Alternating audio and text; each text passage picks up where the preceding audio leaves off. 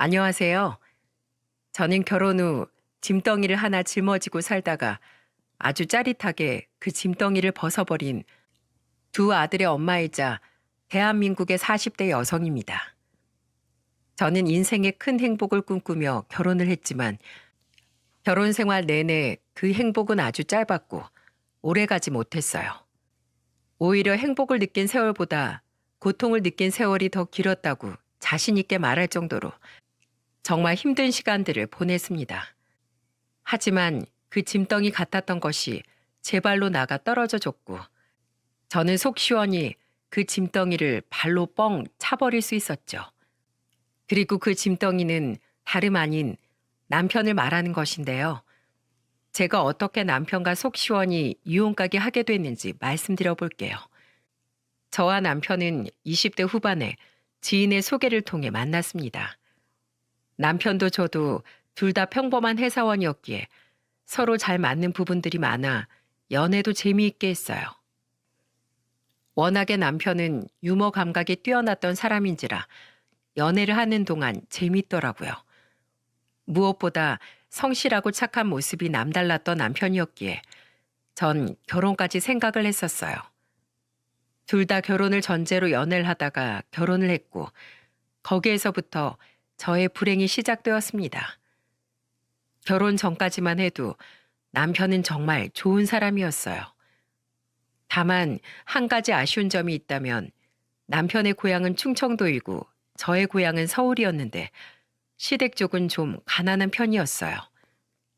충청도에서 시부모님 둘이서 농사를 지으면서 생계를 유지하고 있었는데 돈이 잘 벌리는 것 같지 않더라고요.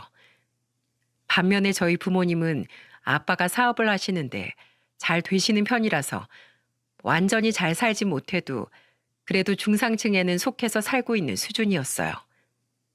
근데 돈이야 부족한 건 있는 쪽에서 채우면 되었기에 상관없었습니다. 게다가 남편은 성실하게 돈도 잘 모아왔었기 때문에 남편이 모은 돈과 제가 모은 돈을 합하고 그 나머지만 저희 집 쪽에서 도와주면서 서울의 아파트를 한 채 얻을 수 있었죠. 이때까지만 해도 남편은 상당히 경제적이고 성실하고 착실한 사람이었습니다.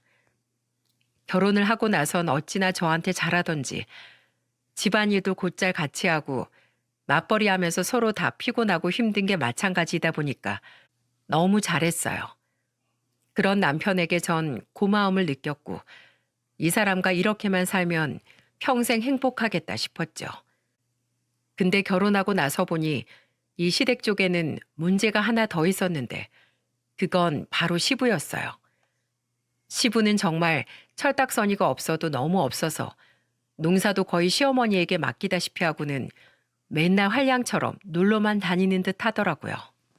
심지어 도박도 좋아하고 유흥도 좋아해서 있는 족족 돈도 다 까먹어버리는 바람에 시댁에는 돈이 모아질 틈이 없었어요.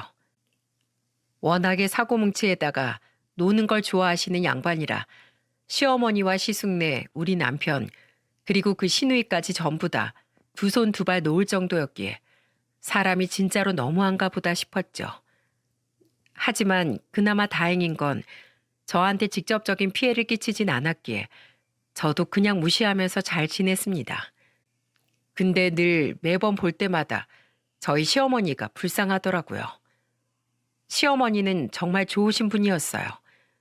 제가 명절이나 가족 모임으로 시골 시댁으로 내려가면 늘 표정에 지친 기색이 가득하셨는데 그걸 또 말로 표현은 안 하셨어요. 저는 그걸 보면서 너무 안쓰러워 조금이라도 집안일을 더 도와드리려고도 하고 밭일도 같이 나가 남편과 도와드리곤 하면 꼭 이렇게 말씀을 하시곤 했죠. 아가, 넌 얼른 들어가. 서울 예쁜 아가씨가 괜히 시골에 시집 와선 이렇게 고생을 하네. 밭일은 안 해도 되니까 얼른 들어가서 쉬어. 여긴 나랑 내 아들이 할게. 우리 아가 고운 피부 다 탄다 다 타. 그럼 나 사돈댁에 혼나니까 어여 들어가 어여. 어머님 저 괜찮아요. 이걸 어떻게 둘이서만 해요. 같이 해야죠. 그리고 저 서울 살면서 이런 밭일 해볼 수 있는 기회가 없었는데 이번 기회에 해보는 것도 너무 신나고 재밌어요. 그러니까 저 들어가라고 하지 마세요. 아이고, 우리 아간 어쩜 이렇게 말도 하는지 또 다 예쁠까. 알았다. 그럼 진짜로 조금만 하다가 들어가. 너 피부 탄다. 네, 어머님.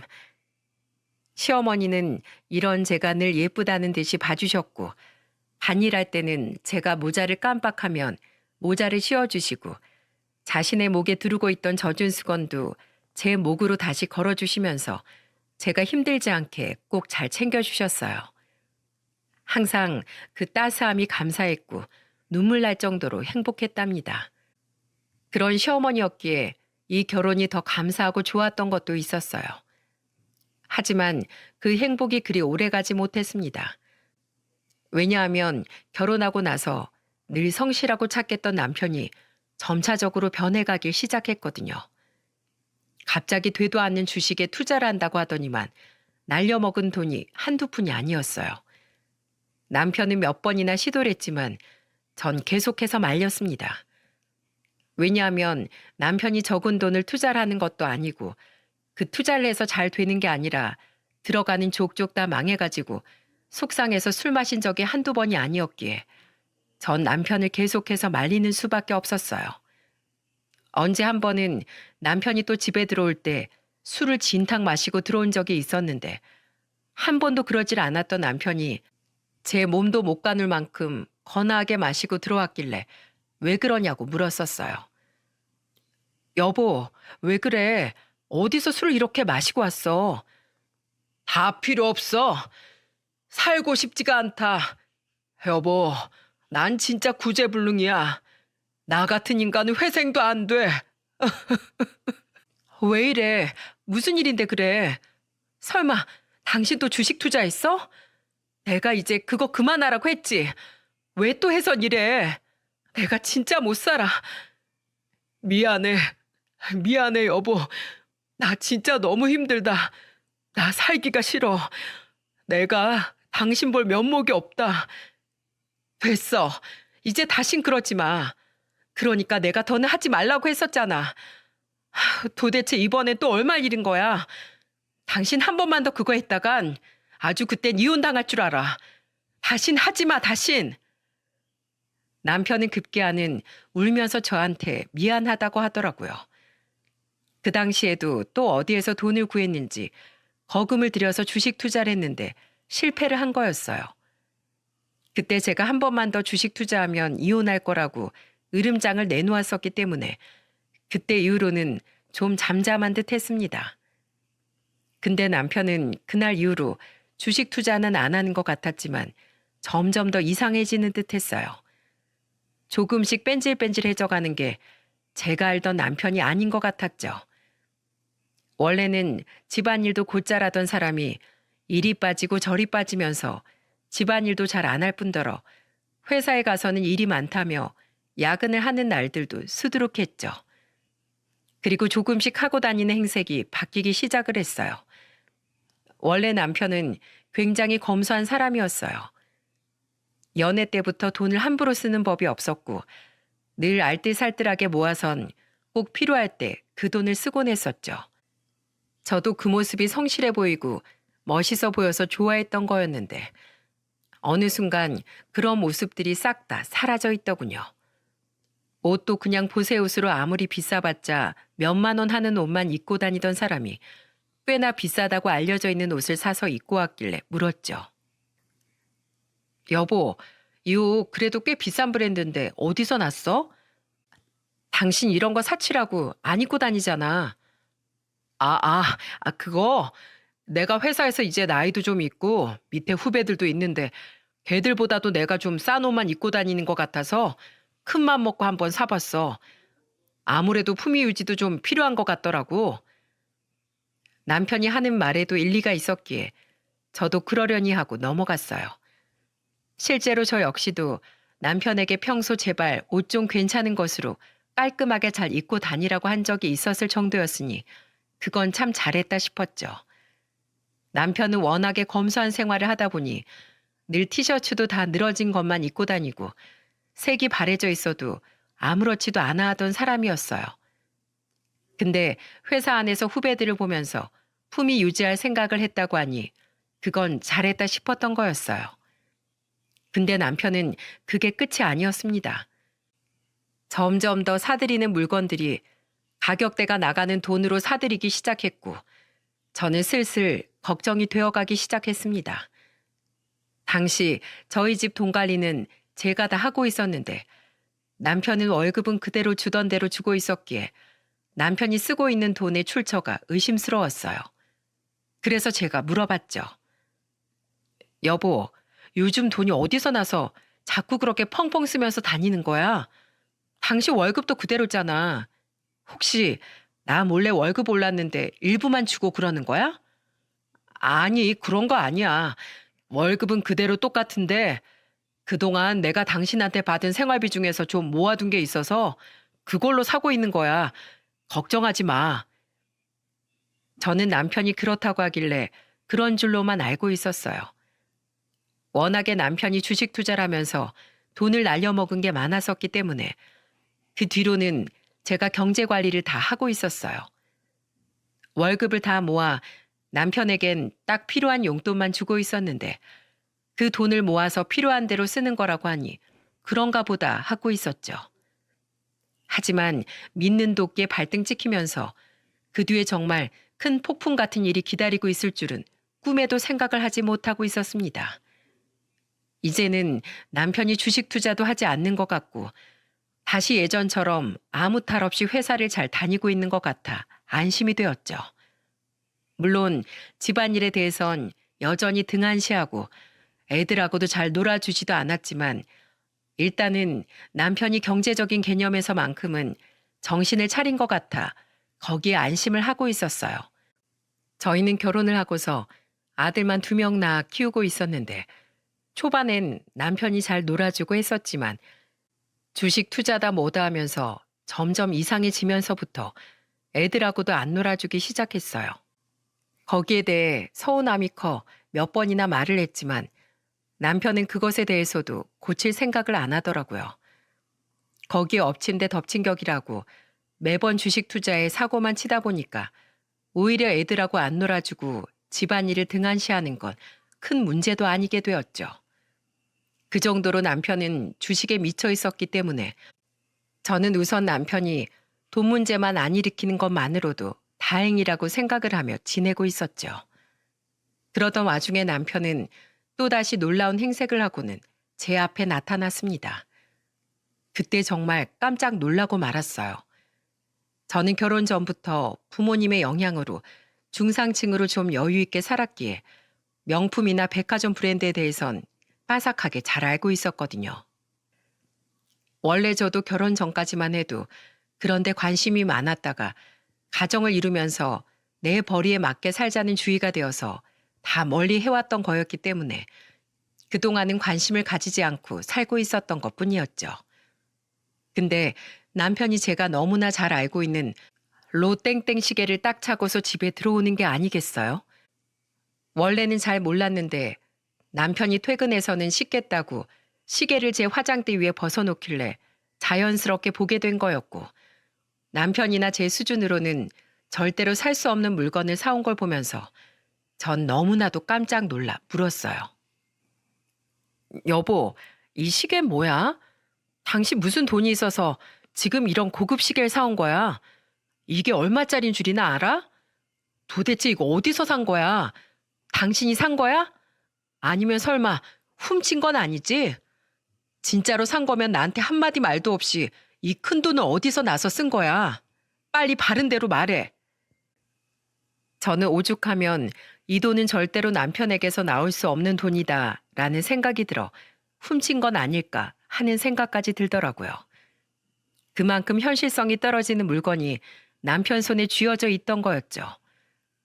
근데 남편은 애타는 제 속은 알지도 못한 채 태평하게 말을 하더라고요. 아, 이거 내가 혹시 몰라서 당신한테 말 안 했는데 실은 나 지난번에 정말 좋은 기회가 하나 있어서 살짝 주식 투자해 놓은 게 있었는데 그게 완전 대박 터졌지 뭐야. 진짜 내 인생에도 이런 기적이 오나 싶더라고. 혹시나 또 갑작스러운 상황이 생겨서 그 돈이 다 날아가 버릴까 봐 당신한테 말도 못하고 있었는데 다행히 그게 딱 내 통장으로 그대로 들어온 거 있지? 내가 뭘 했어? 크게 한 방 터질 거라고 했지?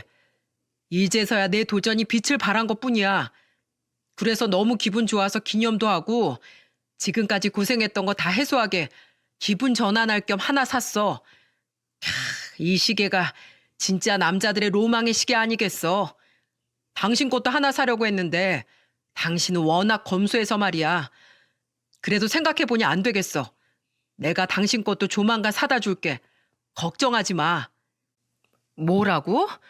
아니 주식 투자를 얼마나 해서 성공했길래 이 비싼 롯땡스 시계를 다 사. 너무 말도 안 되잖아. 저는 이 현실성 없는 씀씀이에 대한 출처가 주식 투자에서 성공한 돈이라는 말을 하는데 도저히 믿기지가 않더라고요. 그래서 남편에게 제가 계속 의심스럽다고 말을 했죠.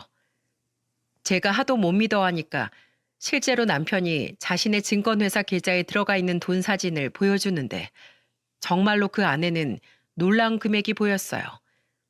하지만 이게 아무리 진짜라고 해도 저는 그 돈을 그렇게 함부로 쓰는 씀씀이도 마음에 들지 않았습니다. 왜냐하면 남편은 그날 이후로도 계속해서 사치를 부리면서 다녔거든요. 쉽게 번 만큼 쉽게 날아갈 수 있는 돈이기에 저는 그 씀씀이가 정말 싫었어요. 그동안 주식 투자하느라 진 빚을 먼저 갚아도 부족할 판에 헤프게 쓰는 그 인간의 씀씀이가 정말 마음에 들지 않더라고요. 그래서 남편의 사치를 보면서 계속해서 더 말을 해왔죠. 당신 진짜 돈을 그렇게 헤프게 쓰면 어떡해. 쉽게 번 돈은 그만큼 쉽게 생각했다가 큰 코 다치는 거 몰라? 당신 분명 후회할 날 온다. 그러니까 당장 그 돈 그만 쓰고 제발 좀 모아놔. 그리고 당신 빚진 거 있다며. 그거 분명히 난 같이 안 갚는다고 했어? 빨리 그것부터 갚아. 아, 이럴 때 안 쓰면 또 언제 쓰냐고. 내가 투자해서 내가 번 돈이니까 내가 다 알아서 할 거야. 그러니까 당신은 참견 마. 남편은 이제는 아예 제 잔소리도 듣지 않고 무시하면서 자신이 하고 싶은 대로 막 사치를 부리면서 다녔어요. 결국 남편은 온갖 명품 시장에 차까지 외제차로 싹 바꿔버리면서 한심한 꼴을 하면서 다니더라고요. 그 꼴이 보기 싫어서 저는 하던 잔소리도 다 멈추고 그냥 남편이 하는 걸 무시하고 살았습니다. 그러면서 점점 이 사람과 사는 게 힘들어져 이혼까지 고민할 정도까지 되어 있었죠. 근데 그 속도 모르고 또 이 인간이 갑작스런 이야기를 하더라고요. 남편은 어느 날 갑자기 오더니 회사를 그만두겠다고 제게 통보를 해왔어요. 저는 너무 당황스러웠고 잘 다니던 회사까지 그만두겠다고 나오는 남편이 이해가 가질 않았죠. 여보, 지금 애들도 어린데 왜 갑자기 회사를 그만두겠다고 하는 거야? 물론 나도 지금 같이 벌고 있긴 하지만 요즘 애들 둘 키우려면 우리 둘 다 벌어야 한다는 거 당신이 더 잘 알잖아. 나 애 낳자마자 육아휴직 길게 갖지 말라고 한 게 누구였는데 지금 그거 잠깐 돈 들어온 거 가지고 당신 기고만장해서 그러는가 본데 그 돈 당신 그렇게 써대면 절대로 길게 못 가. 금세 또 바닥난다고. 아, 알지. 그래서 이제 이 돈도 더 안 쓸 생각이야. 그리고 그게 사실 지금 내가 회사에서 좀 힘들어. 밑에선 치고 올라오지. 회사에선 점점 더 갑질도 심해지지. 진짜 요즘은 버티기가 너무 힘들다. 그래서 나 그냥 회사 그만두고 가게 하나 차리는 게 나을 것 같아. 요즘 창업할 만한 거 무궁무진하잖아. 그러니까 날 좀 믿어주고 기다려주면 안 될까? 내가 열심히 공부하면서 지금 알아보고 있으니까 이번 한 번만 날 좀 믿어줘, 여보. 남편은 정말 진지하고 간절한 소리로 말을 했어요. 그동안은 내가 알던 남편의 모습이 아니라는 생각이 들 정도로 사치를 부리면서 철없이 살던 남편이 진지하게 나오니 또 정신을 차렸나 싶더라고요.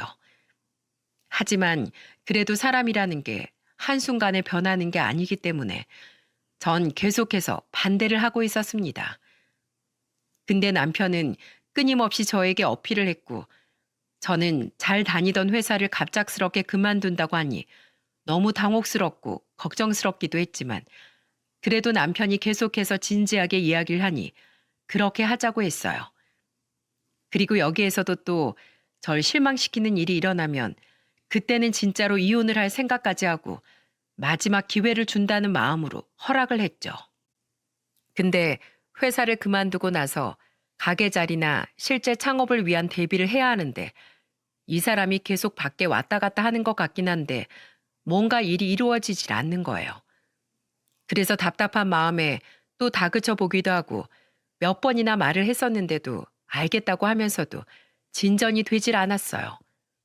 그게 거의 일주일이 되는 상황이었고 진짜 이 사람이 왜 이러나 싶어 제대로 각을 세워서 싸우려던 중에 또 하나 일이 터지고야 말았습니다. 당시 남편을 보면서 스트레스를 너무나 많이 받고 있었고 남편이 이상하게 변하면서 집안일 하나 까딱 안 하는 사람으로 바뀌면서 저는 남편과 계속해서 더 싸우는 날들을 지속하게 되었어요. 그러던 중에 전 충격적인 사실을 하나 알게 되었고 제 인생에 다시는 없을 충격을 받게 되면서 제 몸에 무리가 갔었는지 갑작스럽게 맹장이 터져버리게 되었고 저는 그 길로 병원으로 실려가 수술을 받게 되었어요. 근데 이 남편이란 놈은 분명히 제가 맹장 수술을 했다는 소식을 들었을 텐데도 오질 않더라고요. 저희 부모님만 깜짝 놀라서 병원으로 달려오셨고 전화 한 통 안 하는 남편을 보면서 전 정말 기가 찼습니다. 그 당시 맹장 수술 후에는 의사 선생님이 2, 3일 정도 더 입원해 있다가 퇴원을 하라고 하셨는데 도저히 그게 안 되더라고요. 맹장이 터지기 전 충격받은 그 사실 하나로 인해 병원에 있을 정신도 없었을 뿐더러 집에서 엄마도 없이 있을 아이들 걱정이 되어 도저히 그만큼 있을 수가 없었어요. 그래서 저는 하루 정도만 있다가 바로 퇴원을 했습니다. 부모님이 집까지 데려다 주신다고 하셨지만 전 극구 사양을 했어요. 더는 걱정을 끼쳐드리고 싶지 않았기에 부모님은 먼저 따로 집으로 가시라고 하고 저는 혼자서 집으로 택시를 타고 들어갔습니다. 참 집으로 가는 내내 제 자신이 너무 불쌍하고 애처롭더라고요. 그리고 저는 그 충격적인 사실을 알게 된 날부터 남편과 이혼할 생각을 굳게 가지고 있었기에 들어가자마자 남편 놈에게 이혼 얘기를 꺼낼 각오를 단단히 하고는 집 안으로 들어갔습니다. 근데 이 사람은 또 한 번 저에게 큰 충격과 아픔을 주었고 그 자리에서 저는 완전히 무너져 내릴 뻔했습니다. 제가 현관문을 열고 집으로 들어서는 순간 집안에서는 희한한 웃음소리가 들려왔어요. 그중 하나는 남편의 목소리가 분명했는데 한 목소리는 전혀 듣도 보도 못한 낯선 여자의 웃음소리였어요. 게다가 신발장 앞에는 제 것이 아닌 희왕찬란하게 생긴 뾰족 구두까지 하나 나와 있어서 더 의문을 가지게 되었고 전 이게 도대체 무슨 소리인가 싶어 바로 거실로 들어갔습니다. 그리고 집안 거실에서 정말 상상하지도 못했던 광경이 펼쳐져 있는 걸 보고 그 자리에서 쓰러질 뻔했습니다. 제 눈앞에 보인 모습은 다름 아닌 저의 남편과 처음 보는 여자였고 그 둘은 마치 이 집이 처음부터 둘이 살던 집이었던 것 마냥 딱 붙어서 보기에도 민망한 장난들을 치고 있더라고요. 그 모습을 보자마자 전 거의 폭발해 버리는 줄 알았습니다. 당신 이게 지금 다 뭐야? 당신은 누구야? 니네들 지금 이 집에서 뭐하는 짓거리야? 현관문이 열리는 소리도 못 들을 정도로 둘은 서로에게 심취해 있었기에 제 고함 소리에 화들짝 놀라면서 절 쳐다봤어요. 여보, 당신 내일 퇴원하는 거 아니었어? 갑자기 어떻게 온 거야? 뭐? 어떻게 왔냐고? 너 설마 나 맹장 터져서 병원으로 실려가자마자 이 짓거리 하느라 병원에도 안 와본 거니? 네가 그러고도 사람이야? 그리고 지금 애들 올 시간도 다 됐는데 애들이 이 꼴 보면 어쩌려고 당신 여자를 집까지 데리고 와서 이러고 있는 거야? 당신 진짜 미쳤어? 아니, 이제 금방 가려고 했어. 나가려고 했다고. 저는 남편의 대응에 더 기가 찼습니다. 정말 이것보다 더 황당한 일이 내 인생에 또 있을까 싶더라고요. 나가려고 했다고? 지금 그게 나한테 할 소리니? 저 여자 대체 뭐야? 누군데 내 집 거실에 떡하니 앉아 있는 거냐고. 저는 남편에게 여자의 정체에 대해 물었고 그 뻔뻔스런 여자는 아무렇지도 않다는 듯 저한테 말을 건네왔습니다. 저요? 저 오빠랑 만나는 사람인데요. 오빠가 저랑 집에 한번 같이 있고 싶다고 해서 와본 거예요. 오빠가 같이 사는 여자랑은 너무 부부 느낌이 안 난다면서 저더러 좀 부부같이 있어달라고 하더라고요. 그러니까 오빠한테 잘했었어야죠. 오빠가 오죽하면 날 여기까지 데리고 왔을까? 야, 너 진짜 돌았니? 어? 진짜 개념을 상실했어? 아니면 뇌가 없는 거니? 언니, 그렇게 열내봤자 소용없어요. 내가 이 집에 들어오면서 이 정도도 예상 못했을까 봐요. 나 오빠 이혼시킬 마음 충분히 있어요. 요즘은 위자료도 최대가 3천만 원이라면서요. 나 정도쯤이야 오빠 위해서라면 얼마든지 쓸 수 있죠. 그러니까 우리 오빠 그만 좀 타박하세요. 나 우리 오빠 구박당하는 꼴 못 보니까. 언니가 그래서 안 되는 거예요. 그러니까 우리 오빠가 진저리를 치지. 와, 아무리 세상이 변했어도 상간녀가 본처 앞에서 이렇게 당당할 수 있는 걸까요? 저는 이 상황에 대해서 뭐라 할 말이 없었습니다. 저는 정말 이 어이가 없는 상황에서 도대체 뭘 해야 할까 순간 고민이 되었어요. 이 사람들은 제가 더 반박할 말을 기다리고 있었는지 제가 말할 때까지 저만 쳐다보고 있었고 그로 인해 거의 1분 정도가 정적으로 흘러갔습니다. 1분쯤 되었을 때 저는 저도 모르게 실성한 사람처럼 웃음이 흘러나오더라고요. 너무 현실성이 떨어지는 이 상황을 보면서 그저 웃음밖에 나오질 않았어요. 그래서 그냥 웃기는 대로 막 웃었습니다. 아이고, 진짜 내 배야. 아, 그래, 그래. 좋다, 좋아. 나 안 그래도 이 집에 들어오는 내내 저 인간이랑 이혼하는 생각하면서 왔는데, 와, 이게 이렇게 실현이 되네. 진짜 죽인다, 죽여. 그냥 신은 내 편이네. 야, 저 인간 너 가져라. 너 줄게. 아이고, 쓰레기 처리반이 알아서 굴러 들어와 주니까 너무 편하네. 야, 깔끔하게 치워서 가지고 가라. 알았지? 제가 실성한 사람처럼 웃으며 상간녀를 향해 말을 하니 그제서야 상황이 역전되면서 이 상황을 황당해하고 당황스러워하는 건 제 쪽이 아닌 상간녀 쪽이 되어버렸습니다. 제 반응을 보면서 상간녀는 예상치 못한 상황이었는지 당황하면서 저에게 말을 하더군요. 보통 이런 상황엔 본처가 제 머리채 잡거나 저 때리면서 쌍욕하거나 그래야 하는 거 아닌가요? 그래, 보통은 그런가 보더라.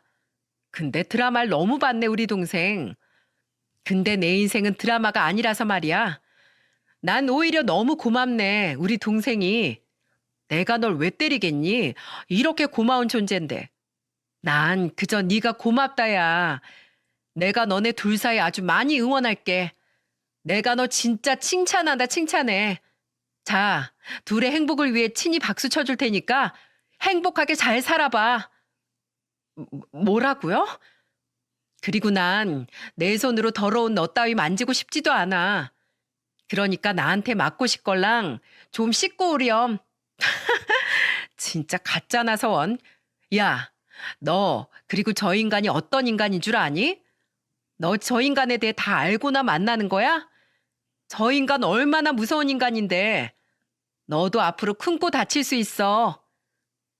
제가 이 말까지 하니 그제서야 아무 말 없이 저와 상간녀의 대치를 지켜보기만 하던 남편이 당황하며 입을 열었어요. 당신, 그게 무슨 소리야? 무슨 말을 하고 싶은 거야? 당신, 내가 모르고 있는 줄 알았지? 네가 진짜로 회사 그만둔 이유 내가 모르고 있었을 것 같아? 네가 얼마나 이 집에 관심이 없으면 내가 다 알고 있다는 사실조차 파악을 못하고 있었을까? 진짜 대책 없이 한심하다 한심해. 야, 너 저기 위에 가서 식탁 위에 좀 봐라. 뭐가 있는지. 남편은 제가 한 말에 금세 달려가 식탁 위를 봤고 식탁 한쪽 구석에 경찰서에서 날라온 출석 요구서가 올려져 있었어요. 남편은 그걸 보자마자 경악하는 얼굴로 바뀌어 버렸고 저는 더 한심한 표정으로 남편을 보면서 말했습니다. 야, 넌 네가 회사 그만두고 싶어서 그만둔 거 아니잖아. 잘린 거잖아. 너 회사 돈 횡령했다며? 그것도 5년씩이나. 얼마나 간땡이가 부었으면 그 무서운 짓을 하니? 근데 결국엔 감사 때 다 걸려가지고 너 고소까지 당했지? 와, 진짜 이 무서운 인간 같으니라고. 너 지금까지 그 횡령한 돈 가지고 나한테 주식 투자해서 성공했다면서 거짓말하고는 그렇게 사치 부리면서 다녔니? 여자나 꼬시고 다니고? 야, 진짜 겁대가리 상실한 놈이었네 이게. 제가 맹장 수술 전 남편만 생각하면 한숨이 푹푹 쉬어지던 전 이 모든 상황을 어떻게 풀어가야 할지 너무 막막했어요. 그러던 와중에 등기가 와서 받아 확인했고 그 등기를 통해서 너무나도 충격적인 사실을 마주해야 했습니다. 저는 그 등기를 보고는 남편이 진짜로 회사를 그만두게 된 이유를 알게 되었고 그 사실을 알게 되자마자 뒤로 까무러칠 뻔했습니다. 남편이 회사를 그만두게 된 이유는 바로 다른 것도 아닌 횡령 사건이었기 때문이었죠. 성실하게 회사 생활 잘하던 남편은 무슨 바람이 불어서였는지 모르겠지만 회사 돈을 횡령을 하고 있었어요. 근데 남편은 미리 회사에서 감사가 나온다는 소식을 듣게 되면서 자신의 만행이 걸릴 것 같으니 먼저 선수를 쳐서 일을 그만둔 거였고 실제로 감사를 통해 남편의 행각이 들통이 났을 때 남편은 이미 번호까지 다 바꿔버린 상황이었기에 출석 요구에 대해서도 다 모르고 있었던 거였죠.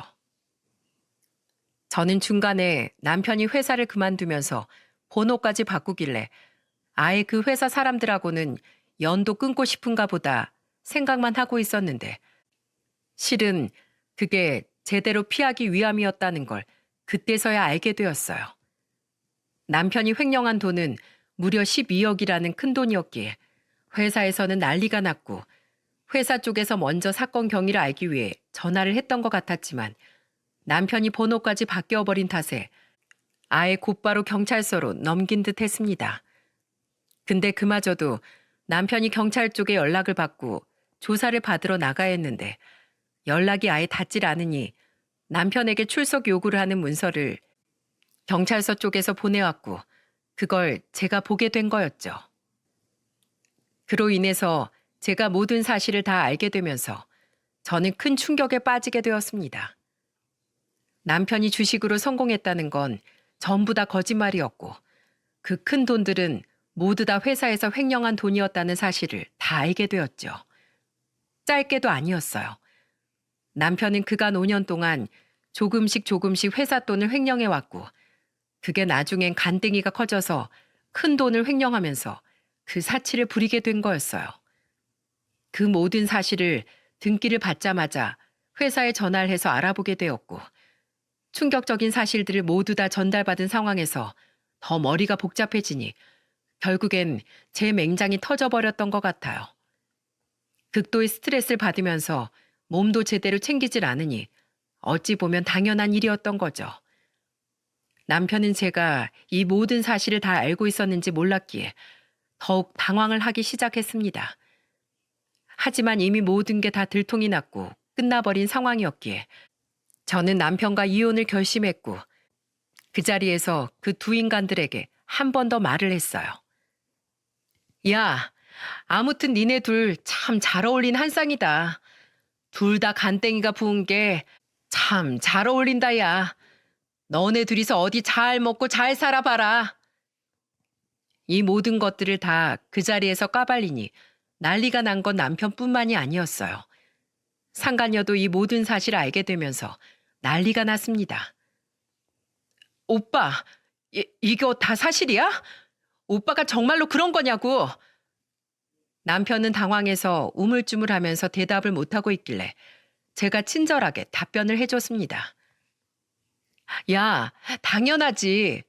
너 니네 오빠 아주 많이 사랑해서 네 오빠 위해서 위자료 3천만 원도 다 낼 수 있다고 했지? 아유, 아주 수뇌부 같은 사랑이네. 눈물겨운 사랑이야. 근데 너 이제 어떡하니? 니네 오빠랑 결혼한다고 해도 네 오빠 얼마 못 가서 깜빵 갈 것 같은데 혼자 독수 공방하게 생겼네. 앞으로 네 미래는 네 오빠 옥바라지 하면서 영치금 넣어주고 또 면회 가면서 그렇게 인생 보내야겠다. 아유, 참 젊은 나이 안 됐네. 아니다. 오히려 진정한 사랑이라 너무 로맨틱한 인생인 건가? 암튼 그렇다 해도 난 전혀 부럽진 않다 얘. 하여간 나는 네가 주는 그 3천만 원으로 인생 펴고 재밌게 살아볼게. 너무 고맙다 야. 조만간 위자료 소송 걸어줄 테니까 집에서 딱 기다리고 있어. 저는 한껏 비웃어주면서 상간녀에게 말을 했습니다. 역시 상간녀는 거의 까무러치듯 난리 법석을 떨어대더군요. 급기야는 남편의 뺨을 확 후려갈기고는 그대로 맨발로 집안을 뛰쳐나가 도망가는데 저는 배꼽이 빠지는 줄 알았습니다. 어찌나 웃겼는지 몰라요. 저는 어차피 남편과 이혼 생각을 하고 있었는데 본인이 알아서 이혼 건수를 잡아서 저에게 던져주니 저는 그저 고마울 따름이었죠. 이미 이 횡령 사건만으로도 이혼 사유가 충분했는데 외도까지 해주니 아주 금상첨화더라고요. 덕분에 저는 아주 속 시원하게 이혼을 할 수 있었답니다. 근데 남편은 아니었죠. 완전히 난리가 났었어요. 여보, 내가 잘못했어. 내가 정말 미쳤었나 봐. 그냥 잠시 돈에 눈이 멀어서 돌았었어. 미안해. 나 버리지만 마. 나 회사 돈 12억 그대로 다 가져다 놔야 되는데 그거 나 혼자 갚을 능력이 안 돼. 당신도 잘 알잖아. 그러니까 그 일부만이라도 좀 해주면 안 될까? 그럼 내가 평생 당신 모시고 살게. 평생 잘할게. 야, 웃기지 마. 내가 왜 그 돈을 갚아주니? 와, 12억 진짜. 넌 간땡이가 진짜 부어올랐구나. 나도 내가 왜 그랬는지 모르겠어. 당신 몰래 주식 투자해서 망한 거 그거 몰래 메꿀 방법은 횡령밖에 없었어. 그래서 그랬던 거야. 이게 다 어떻게 보면 당신 때문인 거잖아. 당신이 날 조금 믿어주기만 했었어도 내가 그 횡령까진 안 했다고. 알아? 야, 너 지금 그걸 변명이라고 하냐? 그게 다 나 때문이라고? 그렇게 말하면 네가 한 짓거리가 없던 일이 되니? 용서가 돼? 그리고 그게 왜 나 때문이야? 순전히 다 네 허황된 꿈 때문인 거지. 주식으로 성공하는 사람이 얼마나 있다고. 너 몇 번이나 주식질 하다가 돈 날려 먹은 거 내가 몇 번 참아준 것만 해도 나는 보살이야. 알아? 네가 주식으로 날린 돈이 적니? 몇 천이나 날려 먹었잖아. 그 꼴을 지켜보면서도 내가 널 계속 믿어줘야 돼? 진짜 변명도 기똥차다 너. 근데 어쩌니? 창의력은 좋았는데 그걸 현실로 만들 능력이 부족하네. 좀 더 능력치 좀 키워봐라 얘. 그 전에 위자료는 톡톡히 준비하고. 알았지? 이 인간은 처음에는 저 몰래 주식 투자했다가 또 날려먹은 돈을 메꾸기 위해 회사 돈을 횡령을 했다가 그게 걸리질 않으니까 신이 나서 계속해서 횡령을 했던 거였어요. 그 횡령한 돈으로 사치를 부리는 거에 익숙해지다 보니 그 손이 점점 더 커지게 되었던 거죠. 나중에 알고 보니 저한테 보여줬던 그 통장 내역도 실제 은행 어플로 보여준 게 아니라 자신이 캡처해놓은 사진이라며 보여준 거였는데 그것까지도 다 조작이었던 거였어요. 그만큼 남편은 아예 치밀하게 사기 행각을 저질렀던 거였습니다. 맞아. 여보 당신 말이 다 맞아. 사실은 다 핑계야. 당신은 아무 잘못 없어. 사실은 다 내 잘못이야. 근데 내가 진짜로 그걸 다 갚을 능력이 안 돼. 근데 처가는 능력이 되잖아. 그러니까 제발 그동안 같이 산 시간을 봐서라도, 아니, 우리 애들을 봐서라도 나 좀 도와줘. 당신 우리 애들이 어디 나가서 아빠가 범죄자란 소리 듣고 살았으면 좋겠어? 그러니까 애들을 생각해서라도 제발 좀 나 좀 도와줘. 웃기지 마. 당신은 그냥 끝이야. 당신이 저지른 짓은 당신이 알아서 해결하고 우리 애들은 내가 그딴 소리 못 듣게 할 거니까 그건 걱정하지 마. 네가 걱정할 건 앞으로 네 신상이나 어떻게 챙겨야 하는 건지야. 아무튼 난 내 할 말 다 했다. 네가 진짜로 애들을 생각한다면 그냥 더 추한 모습 보이지 말고 죗값 잘 치러. 그리고 다신 애들 앞에도 내 앞에도 나타나지 말고. 그게 네가 할 일이야. 안 돼. 안 돼, 여보. 제발, 제발 나 좀 도와줘. 남편은 계속해서 제 바지가랑이를 잡고 늘어졌고 저는 더는 이 인간 꼴을 보고 싶지 않아 그대로 엉덩이를 있는 그대로 힘껏 차버리고는 집에서 쫓아내버렸어요. 그 이후로 남편이 집에 들어오지 못하도록 저는 집 비밀번호까지 바꿔버렸습니다. 그리고 바로 저희 짐을 싸서는 애들과 함께 친정으로 갔어요. 그 집에 계속 있다가는 남편이 계속 찾아와서 난동을 피울 것 같아 무서워 친정에 그동안 있었던 일들을 전부 다 말하며 애들을 데리고 들어갔고 저희 부모님은 그런 사이는 필요 없다면서 절 다독여주면서 받아주셨죠. 남편은 제가 집에도 없고 집 비밀번호도 바꿔놨더니 역시나 친정까지 찾아왔더라고요. 하지만 저희 아빠가 무섭게 나오자 그대로 주랭랑을 쳐버리면서 똥줄 빠지게 도망가던 거 있죠. 그 이후에 남편 놈은 경찰서로 잡혀 들어가 합의도 하지 못한 채로 콩밥을 먹게 된 것 같았어요. 그리고 저는 상간녀에게 말한 것처럼 그대로 위자료 소송을 걸었습니다. 그 여자는 저희 집안에 있을 때까지만 해도 뻔뻔하게 나오더니 실제로 위자료 소송에 걸리게 되니까 그제서야 울고불고 하면서 저한테 매달리며 말을 하더라고요. 언니, 제가 진짜 잘못했어요. 제발 위자료 조금만 더 깎아주면 안 될까요? 저 사실 빈털털이에요. 오빠가 자기가 돈 많으니까 걱정하지 말라면서 자기만 믿으라고 해서 저도 그냥 저질렀던 거예요. 그러니까 제발 좀 용서해 주시고 위자료 좀 깎아주세요. 네? 싫어. 너도 좀 배워야 할 필요가 있어. 그러니까 말은 함부로 내뱉는 게 아니란다 얘야. 네가 한 말과 행동엔 책임이 따르는 거야. 난 네가 분명히 위자료 3천만 원 준다고 했고 난 그 말을 들었으니까 그대로 실천하는 것뿐이야.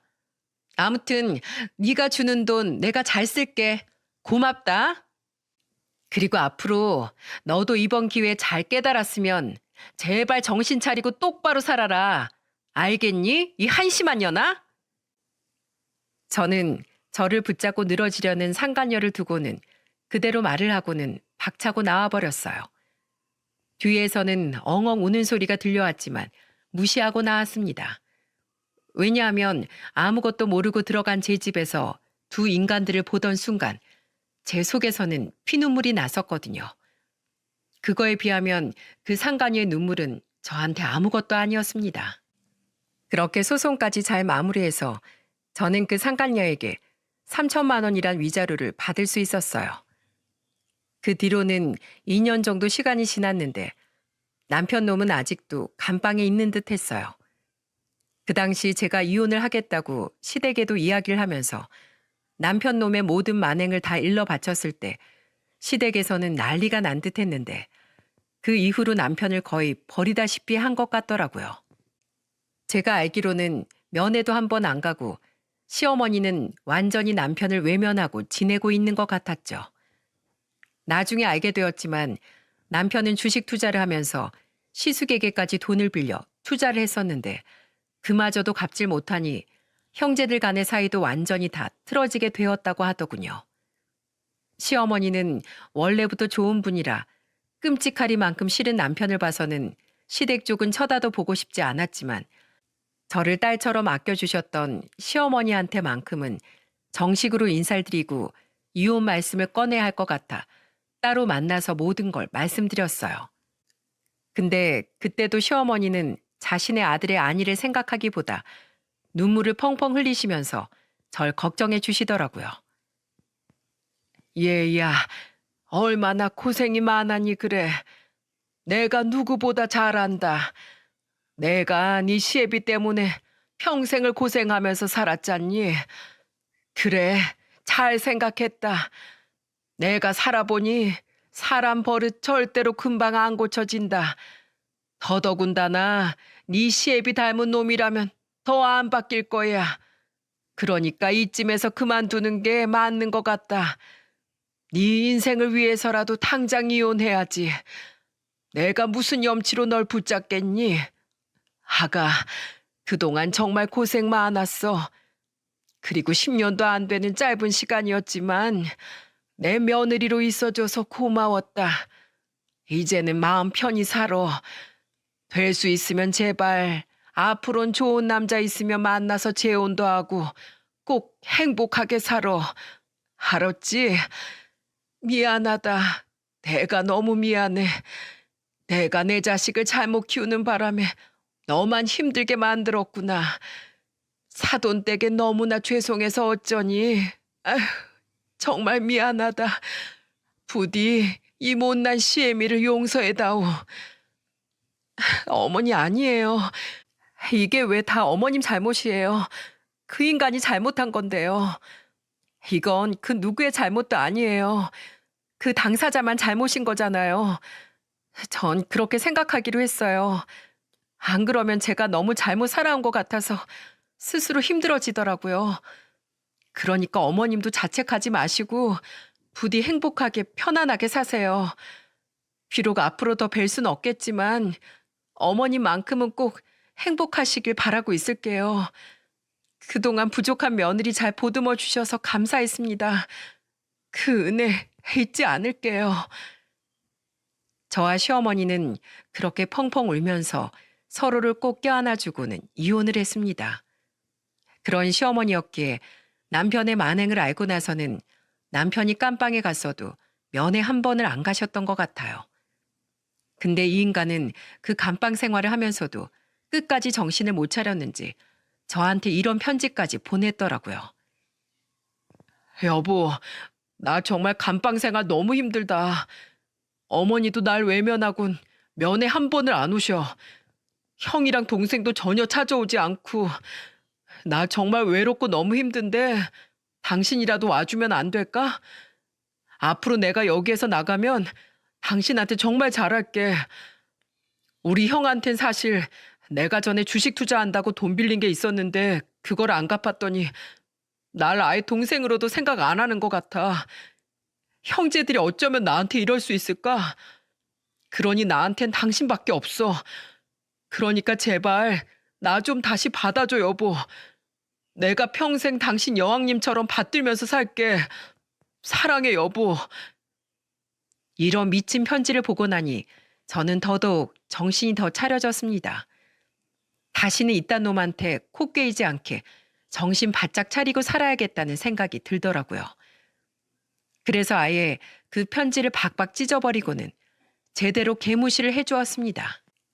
남편은 말 그대로 한심한 자의 최후를 보게끔 해주었어요. 저는 그 뒤로 아예 집을 다 청산하고 이사를 가버렸어요. 위자료로 집도 다 제 것이 되었기에 저는 그게 결정되자마자 집을 다 팔아버리고는 애들을 데리고 아예 다른 동네로 이사를 가버렸습니다. 거기에서 혼자 외벌이하면서 아이들을 키우고 있어요. 애들이 아빠의 존재를 다 아는 나이이기 때문에 종종 아빠를 찾아서 조금 난감할 때도 있어서 우선은 아빠가 멀리 일 나갔다고만 말을 한 상황이지만 앞으로는 아빠의 존재에 대해서 언제 어떻게 제대로 설명을 해줘야 할까 고민이 많아지고 있어요. 하지만 아직까진 아빠에 대한 좋은 기억만 아이들이 가지고 있게 해주고 싶어 모든 사실들은 다 숨기고 있는 중입니다. 저희 친정 부모님도 섣불리 말하지 않는 게 좋겠다고 해서 그냥 때만 기다리면서 두 아이들을 열심히 키우고 있는 중이에요. 여러분, 참 별난 일이 다 있지 않나요? 저는 제 남편이란 사람이 돈에 눈이 멀어 그 험한 짓거리까지 할 줄은 몰랐어요. 하지만 세상은 정말 두고 보며 살아야 할 일이더라고요. 남편이 언제 죗값을 다 치르고 나올지 모르겠지만 전 이제는 전 남편이 된 그 인간은 더 상종 안 하고 살 생각이랍니다. 아이들에게도 더 보여줄 마음도 없고요. 그저 아빠 없이 클 우리 애들이 더 상처받지 않고 그저 밝게, 그저 행복하게만 잘 살았으면 하는 마음뿐입니다. 저는 오히려 10년도 안 되는 그 짧은 결혼 시간 동안 초반엔 좋았다가 나중에 가면 갈수록 짐덩이처럼 느껴졌던 남편이 사라지니 속이 후련한 상태예요. 그래서 앞으로는 더 저의 행복을 위해 잘 할 수 있을 것 같습니다. 부디 저의 앞날을 지켜봐 주시고 우리 애들과 저까지 이 세 식구가 똘똘 뭉쳐서 행복한 인생을 살아갈 수 있도록 응원해 주세요. 그리고 저도 여러분에게는 부디 좋은 일들만, 행복한 일만 가득하시길 마음 다해서 응원하겠습니다. 저의 긴 사연을 들어주셔서 감사합니다.